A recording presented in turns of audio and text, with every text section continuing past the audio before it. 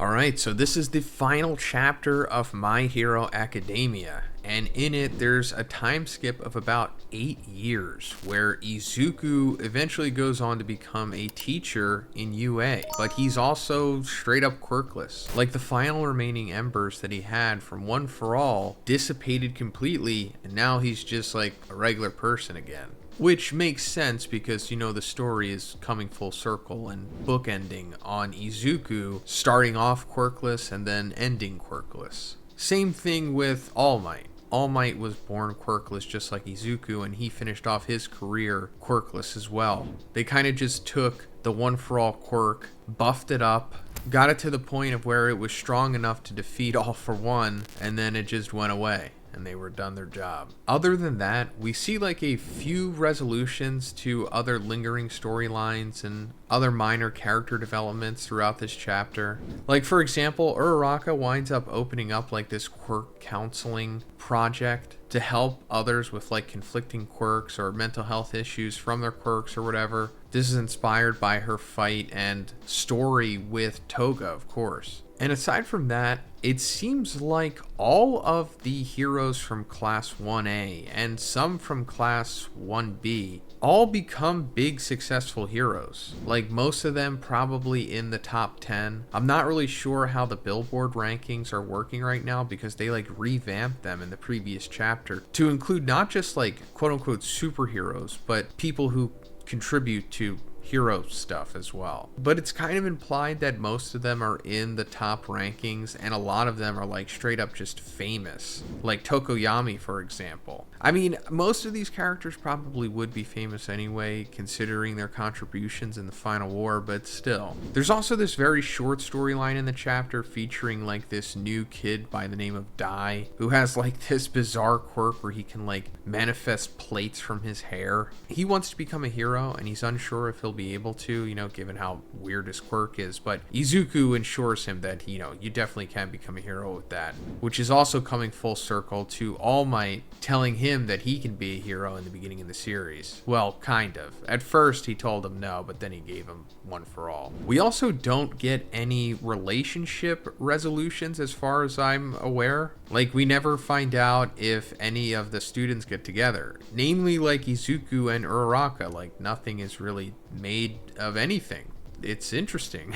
Also, we don't see Izuku's dad. That's right, we go the entire series with never seeing Izuku's dad once, which is fascinating. I mean, I guess it ultimately doesn't matter, but you just think that, I don't know, maybe he would show up for at least one panel in the very last chapter. I mean, Koichi from Vigilantes got at least one panel in the ending of the series here. But Izuku's dad, just gone. He's never getting that milk. Hey, but real quick, guys, you should check out Gamer Supps in case you haven't already. They're a great energy supplement that can help you with gaming, studying, or anything that really you want to do. They come in caffeine and caffeine free, and they also have nootropics in it like L-theanine, L-tyrosine, and choline L-bitartrate. So it's not just, you know, regular caffeine. It makes you really feel good and focused. If you're looking for a tub to buy, check out the new flavor Nuclear Bombsicle by Casio. It tastes just like a bombsicle. This is already one of my favorite flavors. They also have these awesome sus bars, which are only 100 calories and only has 1 gram of sugar and 8 grams of protein. My favorite flavor is the chocolate. I cannot get enough of these things. They also have gamer tea in both caffeinated and non-caffeinated. I personally really like the caffeine-free sleepy time with theanine. You can also get some of these awesome gamer soups, which I absolutely love. So guys, check the link in the description and make sure to use code BIGZ for 10% off. Thanks, guys. But as we come to the end of the chapter, we see All Might coming to Izuku with this briefcase. Let me also point out that in this sequence, All Might's eyes are white again, which is really interesting because, you know, the entire series, more or less, his eyes have been black, like the sclera part of his eye has been black, and that's because of the damage that he took in his fight against All For One 7 years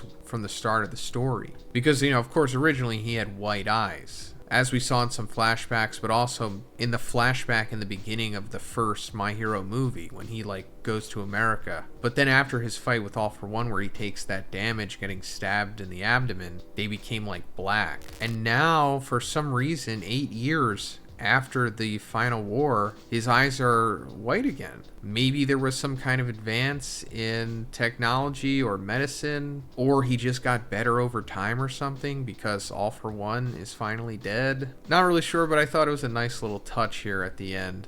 But anyway, like I said, All Might has this briefcase and he gives it to Izuku. And he's like, you know, you pretty much deserve this. Like, don't worry about it. And the implication here is that it's like a suit, like a robotic suit, like what All Might used against All For One in the final war. Like Armored All Might, I think that was the name of it. I think he gave him like Armored Deku maybe. Because he also said that his friend from America helped him make it. And he's talking about David Shield here, also from the first movie. He was like that support item inventor genius guy that All Might met when he went to America. But he winds up going to jail at like the end of the movie. Spoilers. So I guess he got out and helped make Izuku's Armored Deku. Also, speaking of David Shield, we actually see people meeting his daughter Melissa in this chapter. It's actually apparently Endeavor who meets her. So I don't know why they don't just mention David Shield by name and just show like a picture of him so then we would remember him from the movie. It's just weird how they play out with that movie tie-in stuff.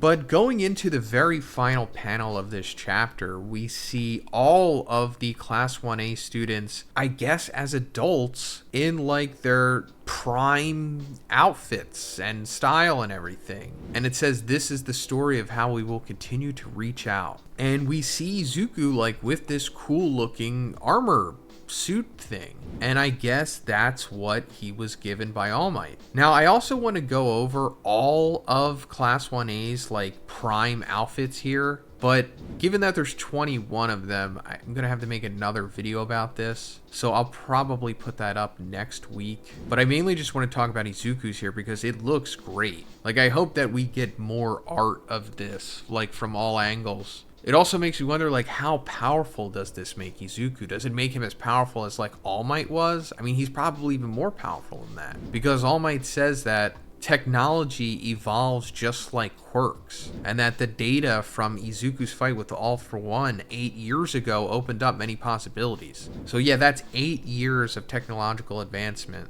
with David Shield working on it. Izuku's probably extremely powerful. He's probably like, I don't know, 40 or 50% of full Cowling maybe, which still puts him around the top of the class, if not the top, considering how strong Bakugo is at this point, which we have no idea, but obviously he's stronger than he was. So that's pretty cool. Izuku kind of gets to have his cake and eat it. Like, he lost One For All, but he gets a suit that makes him reasonably powerful, like way stronger than most people in the world at this point, or most strong beings, I would say. And yeah, that is the end of My Hero Academia. It's a pretty interesting feeling seeing the ending here, because I've been covering this series for over 5 years at this point. It's like grown with me. Like, when I first started covering this, Izuku was fighting Shinso in the joint training arc. Like, that's what was happening in the story. And it's bittersweet to see it come to an end, of course, because, you know, you don't want it to end, but I'm happy to see it end because it seems like Horikoshi is tired. Like, this whole ending, despite him dragging it out an extra couple chapters, what do we get, like 8 or 7 chapters or something? It still felt rushed. Like, even this final chapter feels rushed. Like, I feel like there's so much more that could have been shown, so many more resolutions and just extra character time together. But, you know, like I said, he's probably tired and he's just ready to end it, which I understand completely.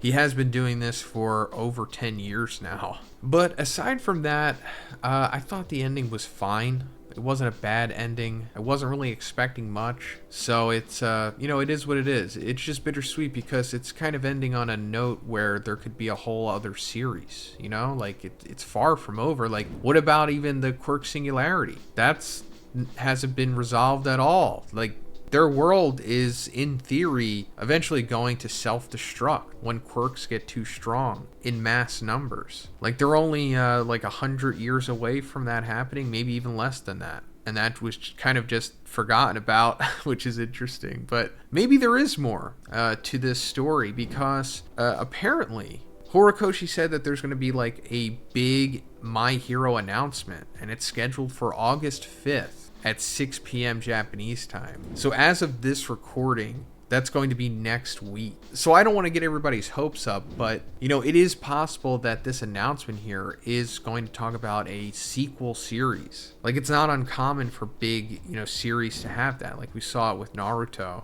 So it's possible that this might get like a sequel series similar to Boruto, but Horikoshi isn't like actively illustrating it. Maybe he just gives the notes on it and somebody else illustrates it. Because there's that other My Hero series called Team Up Missions, where that's essentially what he does. So he can just have that person just make the sequel series. But, you know, we'll see what happens. But that's pretty much it for this one, guys. I want to thank everyone who has stuck with me for as long as you have with my Hero coverage. I really appreciate it.